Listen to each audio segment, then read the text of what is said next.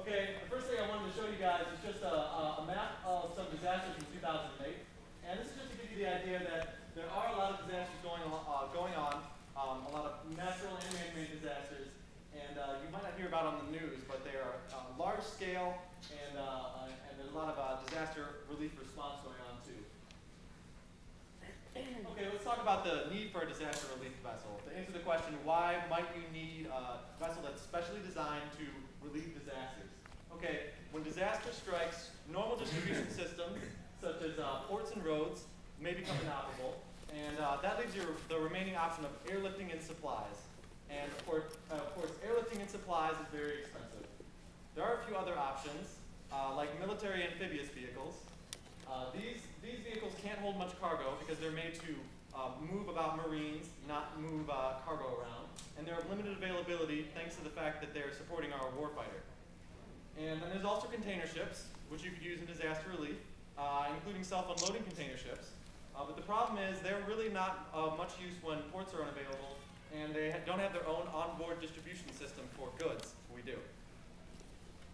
So to make this mean that Peter just talked about, we have decided to design the DRV disaster relief vessel, Teresa. Her mission is to provide humanitarian assistance to countries in need during times of crisis.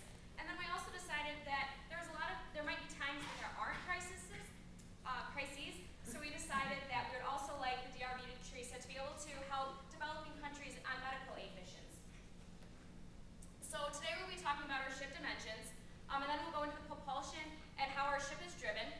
Next we'll talk about our general arrangements, which include our special unique features of the Teresa. We'll talk about electrical generation and what we need to power our ship. Damage stability will be talked about briefly.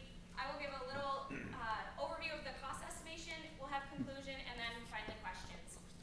Okay, I would like to talk about our ship's dimensions here, just to give you an idea of just how large this ship is. Our length on the waterline, which is just the length of the ship, is 738 feet, which is roughly 2 football fields long. Our beam is 105 feet. That's so we can fit into the Panama Canal, go anywhere in the world. Our draft is 33 feet, and our depth is 73 feet. And we're displacing, which means we weigh 60,000 short tons. For our engines, we selected two 18,000 horsepower Wärtsilä RT Flex 50 engines.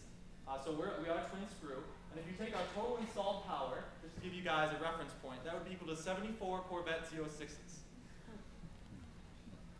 Now, for our propellers, we have a fixed pitch prop, no gears, so it's a very simple arrangement. In fact, the simplest arrangement you can use to drive a vessel like this. And the propellers are 21 foot in diameter.